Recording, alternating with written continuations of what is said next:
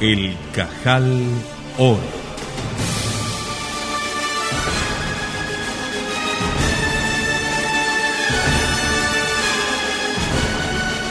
Capítulo séptimo.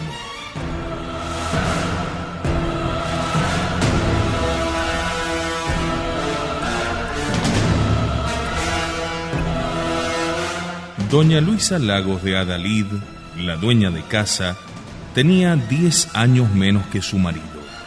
Andaba pues en los 60, pero habría podido afirmar que no pasaba del medio siglo. Tan lozana era su tez y fresca su sonrisa. Solo sus cabellos, casi del todo blancos, descubrían lo que ella no se tomaba ningún trabajo en ocultar. Besó a Marta cuidadosamente y la sentó a su lado, a tiempo que llegaba María Adalid, la madre de los 2 niños. Poco mayor que la hija de Blumen, aunque no tan hermosa, mostraba la estirpe mejor que su prima. Tenía clase por los 4 costados. Parecía hondamente preocupada. ¿Qué ocurre?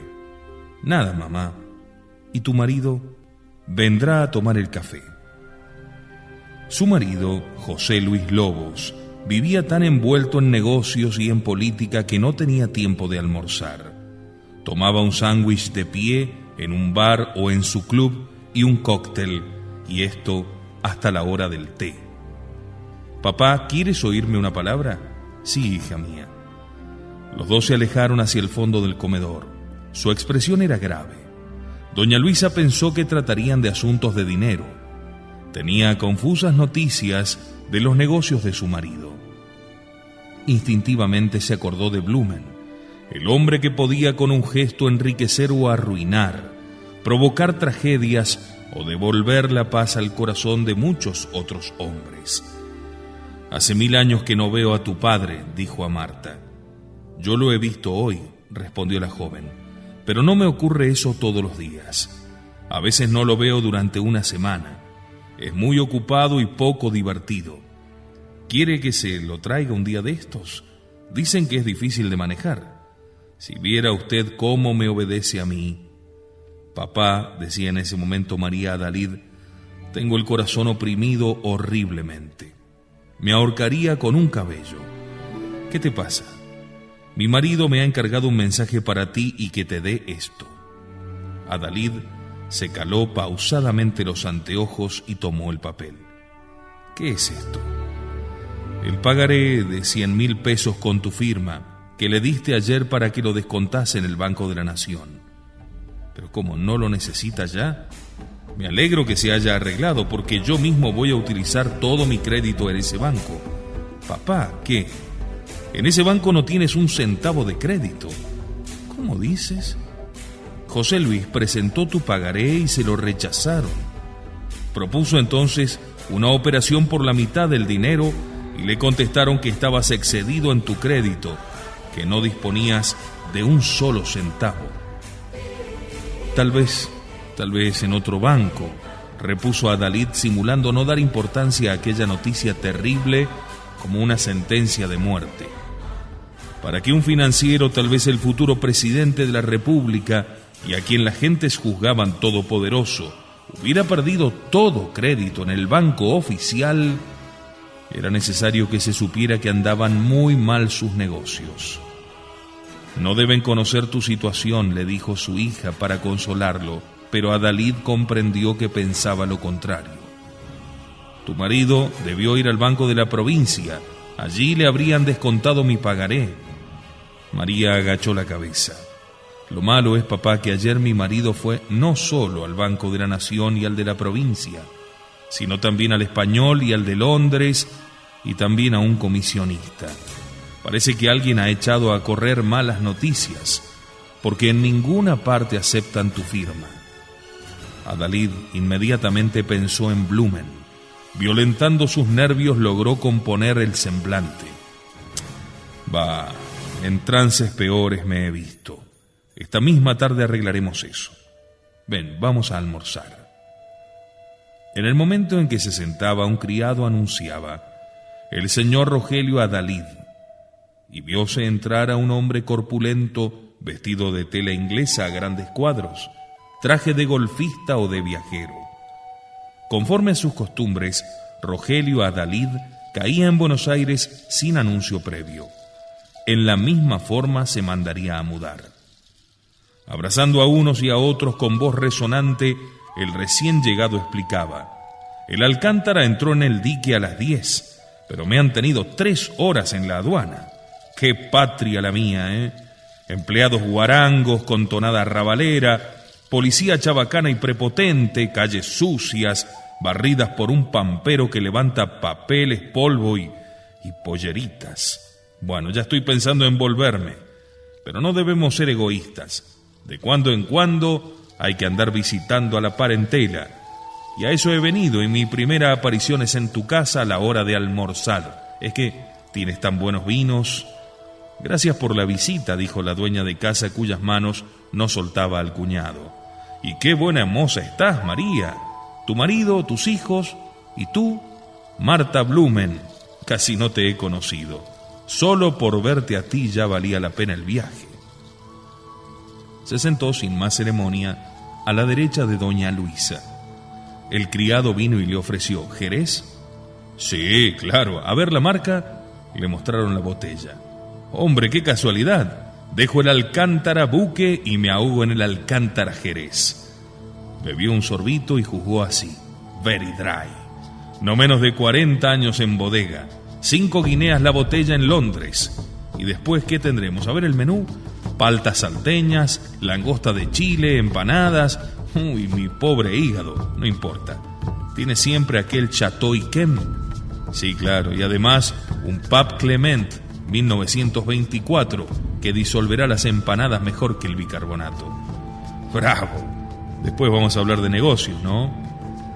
Fernando Adalid se esforzaba en ahuyentar las preocupaciones en que lo había sumergido la conversación con su hija. Rogelio llegaba en buena hora. Si él quería, podría salvarlo. Tenía sumas enormes depositadas en diversos bancos. Precisamente en el Banco de Sudamérica, 1 millón de pesos en cuenta corriente. Apareció también un último comensal, que entró humillado, bajando la cabeza. Sus ropas no eran de mal corte, pero sí harto raídas. El profesor de los chicos, pensó Marta, sin reconocer a Juan Adalid, su tío, a quien no veía desde años atrás. Rogelio no paró mientes en él hasta que doña Luisa le dijo: ¿Cómo es eso, Juan? ¿No has saludado a tu hermano Rogelio ni a tu sobrina Marta? Juan se levantó y se les aproximó como un sonámbulo. Sus ojos huidores ni siquiera se fijaron en los 2 parientes ricos que le hacían el honor de tenderle la mano. Rogelio se la dio con repugnancia. ¿Para qué lo hacían ir hasta la mesa? Probablemente le habría resultado más agradable comer con los criados o con los niños. Doña Luisa le explicó: no queremos que a la ruina de su fortuna se junte la de su inteligencia. Ha estado, pobrecito, a punto de volverse loco. Vivía como un atorrante, y Fernando lo obligó a instalarse aquí y a compartir nuestra mesa. Costó mucho la decisión, pero poco a poco va recobrando sus costumbres y haciéndose menos arisco. Vaya conquista. ¿Y el otro? Pedro se arruinó también, pero del naufragio salvó su voluntad y su dignidad. Tiene familia y vive con ella. ¿Y de qué vive? El jefe de sección en el Banco Sudamérica. ¿Qué sueldo? 500 pesos. Rogelio hizo una mueca despectiva.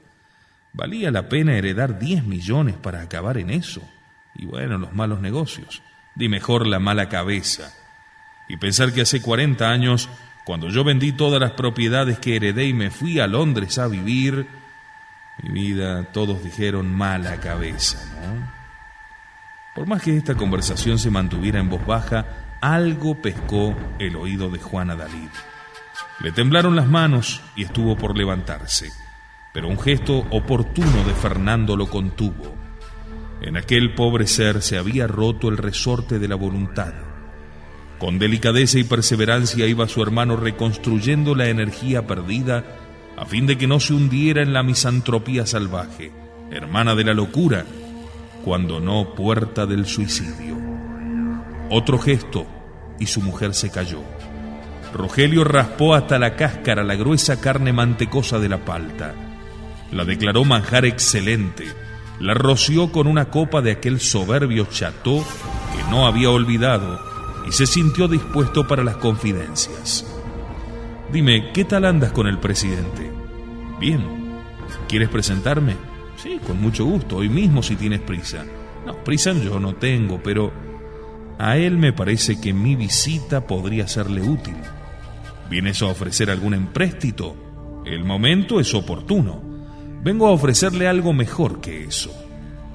Me han dicho unos políticos, compañeros de viaje, que tiene dificultades con el ministro de Hacienda. Un buen ministro, dijo Adalid, pero no durará, porque los tiempos imponen una política que él no quiere seguir. Eso mismo, exactamente. Bueno, pues yo vengo a ofrecerle al presidente algo mejor que un empréstito. Le vengo a ofrecer un ministro de Hacienda que conseguirá en Londres todo lo que se le antoje pedir. La prosopopeya con la que el frívolo Rogelio pronunció estas palabras impresionó a Fernando. ¿Y se puede saber quién es ese candidato? Rogelio paseó una mirada importante alrededor de la mesa. Las damas hablaban entre sí. Juan, pobrecito, se entretenía con su plato.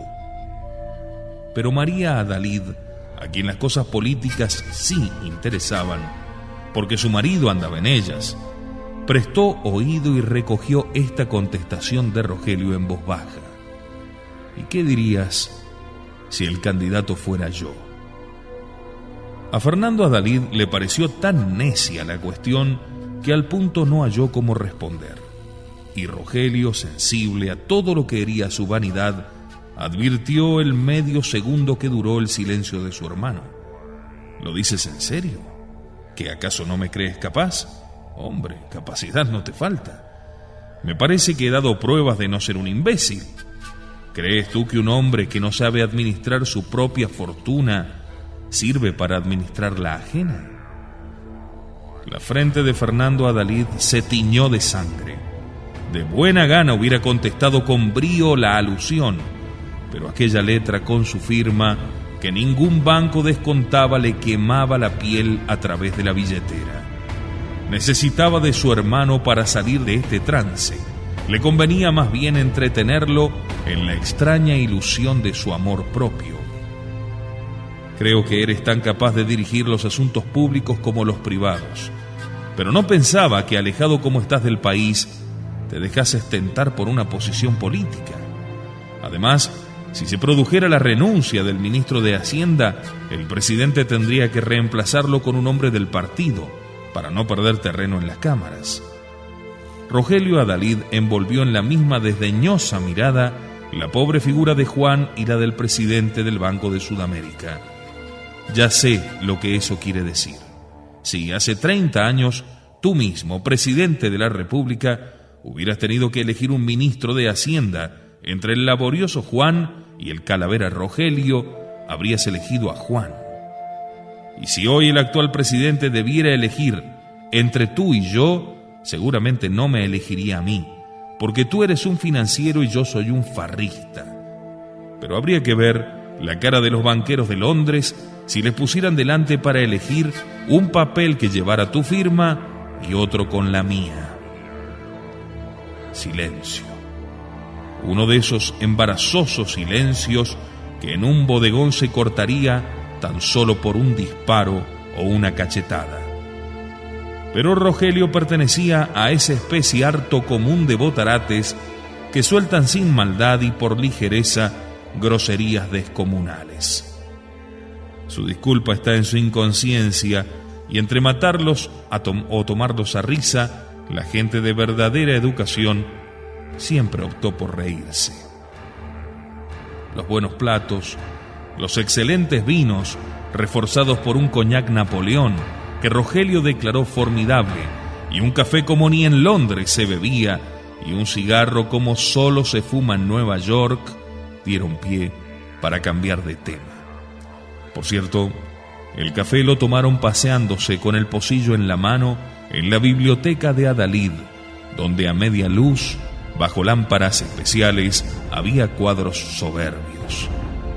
Por este Rembrandt, dijo Rogelio deteniéndose delante de un autorretrato del pintor holandés, la Galería Nacional te pagaría, no sé, 3.000 guineas.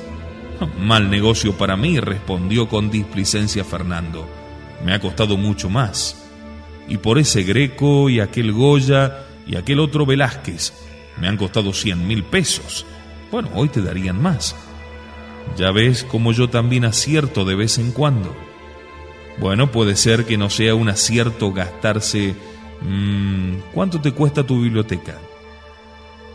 Fernando paseó una opaca mirada por los anaqueles de caoba, donde se enfilaban 3.000 tomos de ediciones escogidas, de encuadernaciones firmadas por los más grandes artistas del siglo XIX. Muchas procedían de bibliotecas reales, desparramadas por las revoluciones, muchas ejecutadas especialmente para él por Rubán, por Raparlier, por Chambol-Duru, encuadernadores que hacían aguardar meses a un cliente, así este fuera un rey, y que exigían miles de francos por un libro. Bueno, no tanto, contestó. La verdad es que es una biblioteca así, con cuadros de maestros. Es un capricho costoso. ¿Qué vale? Dime, ¿500.000 de pesos? Hombre, bueno, creo que mucho más, calculo cerca de 1.000.000. ¿Y los que has perdido en intereses? ¿Y lo que significa para un hombre de negocios tener esa suma congelada? No, hombre, aunque te dieran 1.000.000, no te pagarían lo que te cuesta. Sí, tal vez tienes razón. Tal vez si hoy me ofrecieran la mitad, aunque es lo que más amo de cuanto poseo, lo vendería. Estamos todos los argentinos en una terrible encrucijada. O logramos vender la mitad de nuestras propiedades por la mitad de precio para salvar la otra mitad, o nos hundimos todos en una verdadera ruina que se parece mucho más a un deshonor. La respuesta que logró la amarga declaración fue un desabrido encogimiento de hombros y estas nuevas mordaces palabras: todos no. Yo, por ejemplo, nunca he estado mejor que ahora. Fernando Adalid posó sus ojos grises y leales en los de su hermano, y palideciendo se atrevió a decirle: ¿tienes mucho dinero líquido? El otro, con esa fruición de la gente satisfecha de sí misma, respondió: 5 millones en títulos del gobierno y otros 5 millones en dinero depositados en bancos. En el tuyo tengo 1 millón. Y no deja de preocuparme. ¿Cómo está tu banco? Fernando eludió la contestación. Eso sin contar tus inmuebles, casas y campos, ¿verdad? Naturalmente. Ojalá no los tuviera. Me he quedado con ellos por créditos hipotecarios y por la tercera parte de su valor. Pero ojalá no los tuviera. Te diré la verdad. Un alma caritativa, no sé quién, me mandó a Londres datos sobre la situación de los negocios argentinos y de ciertos bancos. Fernando pestañeó y pensó inmediatamente en Blumen. Y me he venido en el primer buque a vender todo, a liquidar todo, a poner mi fortuna en moneda extranjera, francos suizos o florines. Le tengo miedo al peso. Este país, hermano, se va al bombo. Si yo fuera el ministro de Hacienda, si fueras ministro de Hacienda, me imagino que no harías eso. ¿Por qué no? Y porque sería un mal ejemplo y un desastre sacar toda tu fortuna del país. Hombre, exclamó Rogelio con sincera sorpresa, ¿y a ti te parece mal que sintiendo que el buque se hunde trate yo de salvarme? Y aunque fuera ministro, ¿qué ganaría el país con que yo me fundiera a la par de todos los argentinos? Es preferible que a lo menos el que maneja las finanzas tenga una posición sólida para que no se sospeche de él. Sea como fuere, respondió Fernando, si se llega a saber que liquidas tus negocios argentinos para comprar moneda extranjera, el presidente no pensará en ti cuando se produzca la crisis del gabinete. Bueno, entonces renuncio a mi candidatura, exclamó Rogelio despreocupadamente, bebiendo un sorbo de coñac. Prefiero mi plata. No me has contestado. ¿Cómo está tu banco? No he visto el último balance. ¿Lo tienes por aquí? Fernando abrió una gaveta de su escritorio, sacó un folleto y lo entregó a su hermano. Este se puso los lentes y durante un buen rato se entregó al examen de la última memoria del Banco de Sudamérica. Fernando se paseaba nerviosamente con las manos a la espalda, mascando la punta de su habano. Todavía esa memoria no era tan mala porque sus cifras databan de 3 meses atrás. El último trimestre había sido realmente duro para todos los bancos argentinos. Quiebras de grandes clientes, aumentos de las cuentas incobrables, retiro de depósitos, disminución del dinero disponible en caja. Si a Rogelio se le ocurría examinar el último balance de 3 días atrás. Rogelio plegó el folleto, se lo metió en el bolsillo, se quitó los anteojos y dijo: la situación no es brillante, ¿no? Tienes una caja débil, no más de un 13% de tus depósitos. Sí, así es, pero tengo más de 200 millones de letras en cartera que podría redescontar en el Banco de la Nación si llegara a necesitarlo. Me imagino, porque tu folleto no aclara bien estas cosas, que ya has redescontado lo más que podías y que esas letras son créditos congelados, es decir, incobrables. Fernando hizo un gesto negativo, pero no se animó a apoyarlo con una sola palabra porque era verdad. Pasaron un rato en silencio. Rogelio volvió a ponerse los lentes y de nuevo examinó la memoria. En estos 3 meses, ¿tus balances han mejorado? Quiero ver el último. No lo tengo aquí. Bueno, en definitiva no es asunto mío, es cierto.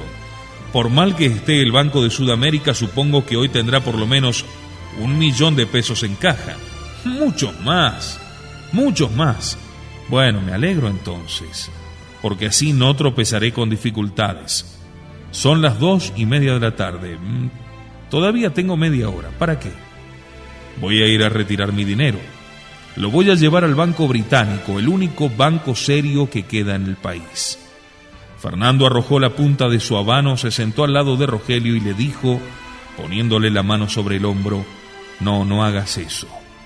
Tu dinero está perfectamente seguro en el Banco de Sudamérica. Aunque hay en caja mucho más que esa suma, el retirarnos de pronto 1 millón de pesos no dejaría de causarnos daño. Podría saberse, podrían sospechar. Fíjate bien. Podrían decir que yo te aconsejé que lo retiraras porque temo que el banco vaya mal. Eso se prestaría a 1000 comentarios.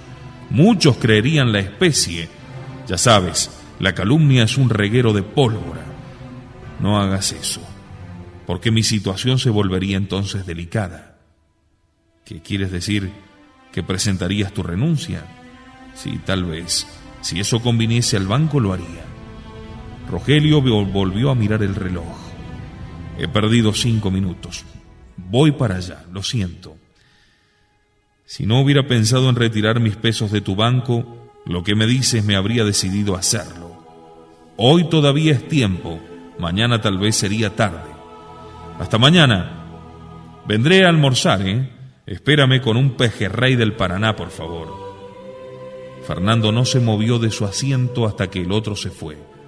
Tuvo intenciones de ordenar por teléfono al banco que no pagaran el cheque de Rogelio, pero se contuvo.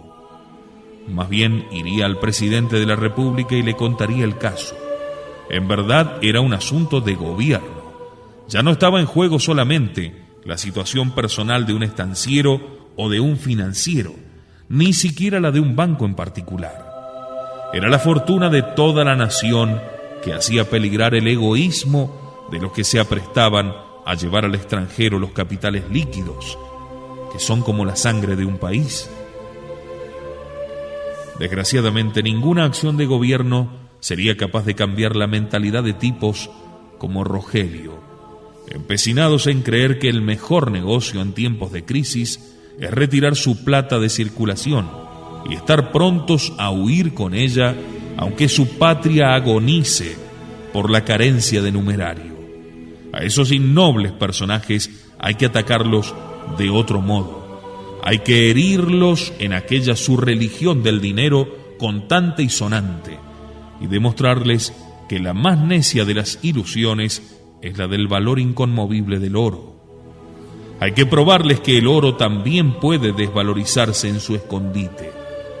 El día en que a esa raza de capitalistas líquidos les entrara el pánico del oro, terminaría el despotismo de los usureros de alto bordo y la humanidad saldría de esta absurda crisis económica. ¿Qué vamos a hacer, papá? Sumergido en tales cavilaciones, no se había acordado de que para salvar a su yerno de la quiebra le había dado aquella letra de 100,000 pesos que ahora ningún banco descontaba. No se le ocurrió ninguna respuesta. De tal manera lo desconcertaba aquel suceso. Por primera vez, en medio siglo de operaciones comerciales, los bancos rechazaban la firma de Fernando Adalid. Consultó su reloj, vio que eran más de las 3 y, esforzando una sonrisa, contestó: «Dile a tu marido que duerma tranquilo. Mañana arreglaremos esto. Ha habido un error. Ya verás».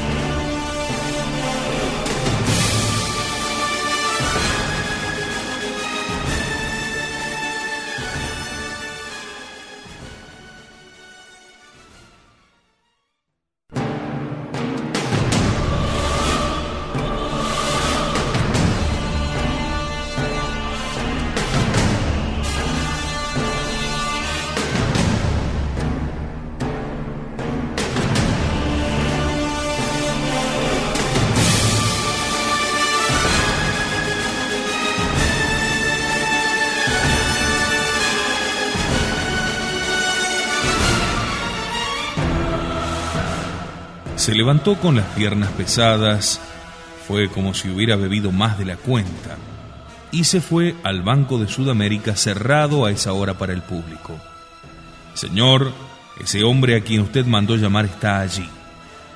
Adalid tomó los papeles que el empleado le ofrecía y vio la ficha de Julius Ram. Lo había olvidado, pensó, y sin embargo, él nos salvará. En alta voz ordenó: «Que pase». A pesar del tiempo caluroso, Julius Ram llevaba el sobretodo puesto, porque no bien se alejaba de sus hornillos, se enfriaba su pobre sangre de sabio. Adalid volvió a ser el financiero que comprendía y resolvía con rapidez, buena memoria y juicio pronto. «Vamos a ver, profesor, ¿cómo era su asunto? Usted pidió una vez un préstamo de 10,000 pesos, ¿verdad?» «Sí, señor». «Se lo negamos, claro. Su manifestación de bienes era tan escasa, otros bancos también se lo habían negado». «Sí, señor, todos». «Bueno, quiere decir que si yo ahora le doy los 10,000 pesos, haré lo que ningún banco ha querido hacer, ¿no es así?» «Sí, señor, hará un milagro y una obra de bien todo junto». «¿En qué consistiría tal milagro?» «En resucitar un muerto, porque yo estoy muerto y usted me resucitaría». Llegaba aquí la conversación cuando se anunció el gerente del banco por cosa de apuro, un hombrón obeso, de cara apoplética, en mangas de camisa, la pluma detrás de la oreja y los anteojos sobre la frente. Consternado dijo: «Señor». «¿Qué pasa?», habló al oído del presidente. «Señor, su hermano ha retirado hoy 1,000,000 de pesos. Otros depositantes de cuentas corrientes han hecho igual, como si les hubieran advertido. La caja del banco está casi vacía. Nunca, jamás ha descendido a este nivel. Y para mañana, ¿qué se prevé? Más extracciones. ¿Y recursos? ¿Tenemos muchas letras a vencerse mañana? Sí, señor, letras, pero están congeladas. Los deudores no las pagarán y habrá que pagarlas en el Banco de la Nación, que las ha redescontado. Dígame entonces, usted halla muy mal la situación. Sí, señor presidente. Tranquilícese. Mañana será un buen día, ya verá. El gerente salió pasmado de tanta sangre fría y Adalid prosiguió su conversación. Dígame, con 10.000 pesos redimirá usted la hipoteca y podrá entregarse a sus trabajos. ¿Qué trabajos son? Los ojos del físico relampaguearon. Todos mis trabajos se refieren al problema de la desintegración de la materia y a otro que se relaciona estrechamente con la transmutación de los metales, agregó sonriendo Adalid. El físico lo miró sorprendido. ¿Cómo lo sabe? Lo escuché esta mañana cuando daba su conferencia en el colegio militar. Quiere decir que con 10.000 pesos usted quedará libre de preocupaciones y salvará su casita. Perdón, señor presidente, la deuda hipotecaria son 10.000 pesos, pero los intereses atrasados y las costas del juicio la hacen subir. ¿A cuánto? A 16.000. Por caramba, no es lo mismo. Pero está bien, tome, firme este papel. Le voy a prestar 16.000 pesos a 180 días y le renovaré el préstamo cuantas veces sea necesario hasta que usted haya terminado sus experimentos. Es indispensable para bien de la humanidad que usted compruebe en la práctica sus teorías. El físico firmó el papel con mano trémula y lágrimas de gratitud. Adalid lo entregó a un empleado. Diga al gerente que despache enseguida esta operación. Traiga el dinero aquí. Ahora, mi buen señor, libre de preocupaciones, vamos a hablar. ¿Quiere explicarme en las menos palabras posibles el estado de sus trabajos? Sobre todo me interesa conocer qué juicios han merecido sus obras en el mundo científico. Todavía sobre este asunto, la transmutación de los metales, no he publicado gran cosa. Mejor, me interesa saber de qué crédito goza usted entre los sabios extranjeros. Ya sabemos que en los bancos argentinos no es gran cosa el crédito que usted tiene. Señor, murmuró Julius Ram, ruborizándose y sacando del enorme bolsillo de su sobretodo una revista norteamericana. Hoy, justamente hoy, me ha llegado esto. Me alegro de haberlo traído conmigo. Vea usted lo que dice. A ver, léamelo usted mismo. Y Julius Ram leyó en castellano lo que allí estaba escrito en inglés. El descubrimiento del radio ha dado base científica a las teorías de los alquimistas, que hasta ayer nada más eran considerados sueños sino delirios. Más allá del átomo existe un mundo maravilloso que los físicos antiguos no conocieron, pero que los alquimistas habían presentido. La sustancia de los llamados cuerpos simples está constituida por partículas mucho más pequeñas que el átomo químico. Estas partículas forman sistemas dotados de una gran estabilidad. Algún día se descubrirá la fuerza que pueda alterar ese equilibrio y formar con las mismas partículas otros sistemas. Esto significaría no solo la disociación de la materia, sino la transmutación de un cuerpo simple en oro, el sueño de los alquimistas. En los últimos 20 meses, los trabajos de Julius Ram en Buenos Aires han hecho avanzar a la ciencia práctica mucho más que en 200 años. Esta vez, por lo menos, la profunda ciencia del moderno alquimista está respaldada por la honestidad insobornable reconocida universalmente. Cuando Julius Ram diga: he producido oro en mi laboratorio, habrá que creerle. Adalid escuchaba esto con inmenso interés y no pudo reprimir un temblor de sus párpados. ¿De veras es usted así? Si usted descubriera el secreto de transmutar el plomo en oro, ya lo he descubierto, señor, respondió sencillamente el físico. ¿Y qué hace que no lo utiliza, hombre de Dios?, exclamó violentamente Adalid. Todavía no es más que un experimento de gabinete.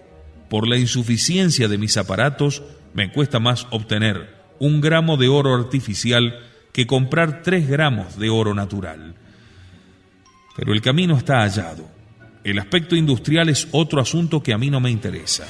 Una vez que haya descubierto la manera de producir económicamente el oro, elevaré una comunicación a las academias científicas de todos los países. No, usted no hará eso. Sí, claro, Yo no explotaré nunca mi descubrimiento. Tengo la convicción de que el oro es el peor enemigo de la humanidad. Y yo quiero librarla de ese enemigo produciéndolo en mi laboratorio al precio del almidón o del jabón. El gerente se asomó a la puerta, luego entró y habló en voz baja a Adalid. Señor presidente, yo no puedo autorizar ese documento a un hombre que no tiene ninguna responsabilidad y mucho menos en la situación actual del banco. No lo autoriza usted sino yo, respondió Adalid, tomando los papeles y firmando él mismo la orden de pago. El gerente salió con la cabeza gacha pensando que el presidente estaba loco y que el banco se hundía sin remedio. Ni Adalid ni Julius Ram hablaron una palabra hasta que un empleadillo trajo el dinero. Julius Ram se lo guardó sin contarlo, resplandecía de optimismo. Ahora refírame sus trabajos si tiene confianza en mí como la tengo yo en usted. Oh, señor presidente, yo estaba perdido. Peor que perdido, estaba muerto. Usted me ha resucitado. Sí, y haré más. Le daré cuanto necesite para continuar sus experimentos. Eso es más que darme la vida, es darme la inmortalidad. ¿Cómo no he de tener confianza en usted? Hable, pues. Hasta las 6 horas de la reunión del directorio puedo escucharlo. Señor Adalid, me admira el que un hombre tan ocupado tenga interés en tratar con un... Adalid adivinó la palabra que le hacía vacilar. Un alquimista, quiere decir. ¿Por qué teme llamarse así? No sé, mala costumbre. Me ruboriza expresar lo que interiormente es mi orgullo. Yo sé lo primero que se les ocurre a las gentes cuando ven un alquimista. Piensan que están en presencia de un loco. Sonrisa enigmática de Adalid, ni sí ni no. Verdaderamente aquel hombrecillo cabezón, tímido y audaz, locuaz y taciturno a ratos, fogoso de mirada, honesto ciertamente, pero también capaz de llegar al crimen por lograr una solución, era en verdad candidato al manicomio. ¿Y qué es lo segundo que se les ocurre? Lo segundo, señor, es que el personaje está arruinado. Solamente un arruinado puede tener la manía de fabricar oro y solamente un loco puede persistir en ella. Aún exponiéndome a que usted piense lo que ha dicho, declaro que soy alquimista. Mis antepasados llamáronse en los tiempos antiguos Arnaldo de Villanueva, Raimundo Lulio, Alberto el Grande, Rogelio Bacon, Paracelso, Nicolás Flamel, Basilio Valentín Lascaris, Van Helmont, y en los tiempos modernos Berthelot, Ramsay, Rutherford, Crookes, Mendeleev, Lothar Meyer. Pero estos grandes químicos y físicos fueron también alquimistas. ¿Qué importa el nombre? Lo esencial es que estaban a 1000 leguas de profesar el postulado de Lavoisier. Nada se crea y nada se pierde en la naturaleza. Pobre ciencia. Durante 2000 años ha afirmado que existían cuerpos simples, oro o plata o hidrógeno, cuyos átomos seguían siendo oro, plata o hidrógeno hasta los últimos límites de su esencia. ¿Y que eso no es verdad? No es verdad. El átomo, elemento indivisible que a través de todas las transformaciones de la sustancia volvía a descubrirse en las retortas, conservando su individualidad y su masa, como para confirmar a los químicos de la balanza en su pobre ciencia de los cuerpos simples. Ese átomo indestructible no existía hace 30 siglos para los filósofos griegos o egipcios, alejandrinos o gnósticos. No existió para los que practicaron sus doctrinas en la Edad Media. Los alquimistas, indicó Adalid, sí.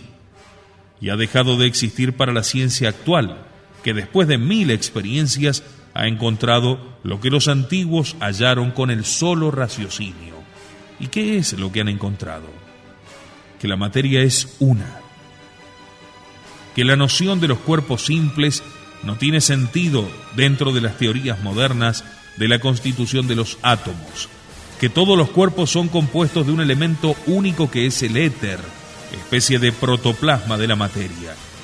Y fue preciso que se descubriera el radio, dijo usted, para que los sabios llegasen a esa doctrina. Para esos sabios de las teorías atómicas sí, exclamó con supremo desdén Julius Ram. Pero la doctrina de la unidad de la materia es la vieja doctrina de los escolásticos, de Santo Tomás, que la bebió en Aristóteles.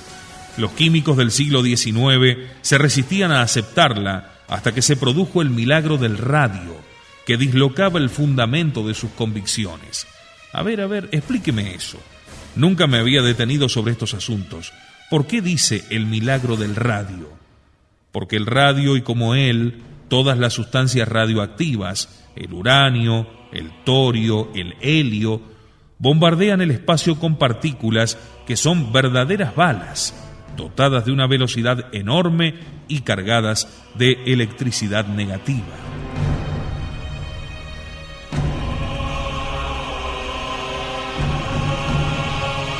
Mire, este bombardeo se efectúa sin que su cuerpo pierda nada ni reciba nada.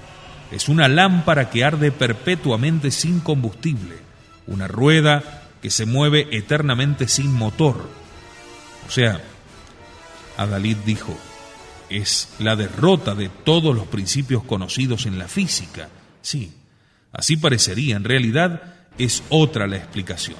A ver, démela, yo ignoro todo y todo me interesa. Los cuerpos radioactivos revelan un mundo maravilloso. El átomo es un edificio complicado que al derrumbarse produce una energía colosal. Esa energía son los últimos elementos de que está constituido el átomo. Pero usted dijo que ese bombardeo se efectúa sin una pérdida de sustancia. Es aparente. Nuestras balanzas no pueden todavía medirla, pero se ha podido calcular que para que un fragmento de radio perdiese 1 miligramo de peso, tendría que lanzar sus proyectiles durante 1.000 millones de años. Pero qué pequeñas deben ser esas balas. Sí, son pequeñas, pero su efecto es formidable.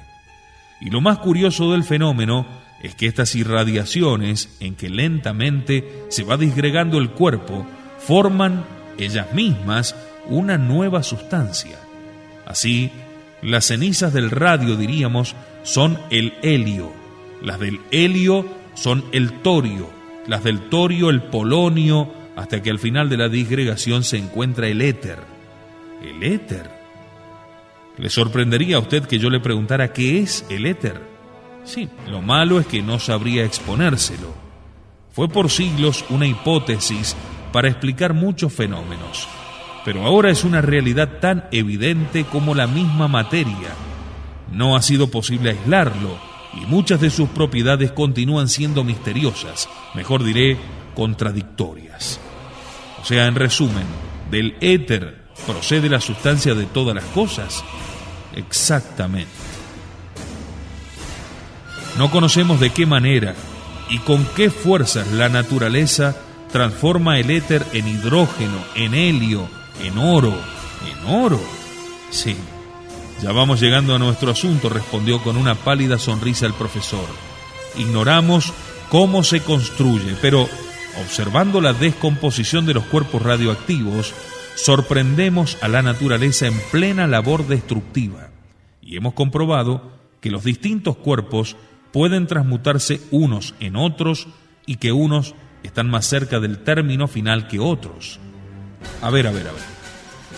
Eso quiere decir que si supiéramos el camino y dispusiéramos de fuerza suficiente, ¿podríamos realizar entonces la transmutación? Claro, sabemos el camino y también disponemos de esas fuerzas, respondió orgullosamente Ram. ¿Y cuál es el camino? El inmortal Mendeleev, verdadero filósofo a la vez que químico, es decir, alquimista, lo descubrió con la luz de su genio. El parentesco de las sustancias lo indican los pesos atómicos de cada una de ellas. A ver, discúlpeme si le digo que no comprendo del todo. No me extraña, le dijo, pero va a comprenderme. En la naturaleza hay unos 7 árboles que hunden su raíz en el éter. Tomemos el árbol de los metales. Los metales nobles, el platino, el oro, la plata, son frutos perfectos, maduros. Los metales innobles, el estaño, el cobre, el hierro, son frutos verdes. La naturaleza se ha detenido a medio camino. Pero el hombre puede completar su obra, hacer madurar en su laboratorio a esos frutos verdes. y para que la tarea sea más breve, no intentar la maduración de los que están lejos, sino la de los más próximos. Ahora entiendo algo. Pero los pesos atómicos, ¿qué tienen que ver? Los pesos atómicos nos indican la afinidad que esos metales tienen unos con otros, es decir, si son frutos nacidos en la misma rama del árbol metálico y si están lejos o cerca de la madurez. Y usted afirma que un metal verde, por ejemplo, digamos, la plata, no, la plata es un metal maduro, nacido en otra rama que el oro, en la rama negativa o femenina. Prevéngole que estamos en plena alquimia ahora, como quien dice, en plena magia, ¿no? No, señor, respondió ásperamente el sabio. La alquimia fue ciencia secreta que se comunicaba solamente a los iniciados, en aquellos tiempos en que era peligroso ir contra las ideas vulgares y los intereses de las escuelas.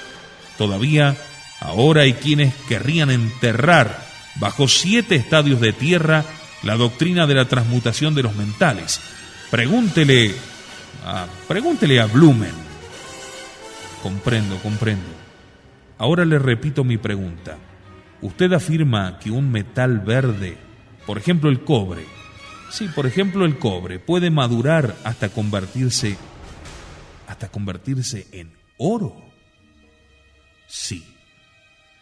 La cuestión es encontrar un fermento madurativo que, arrojado sobre ese metal en fusión, apresure su madurez.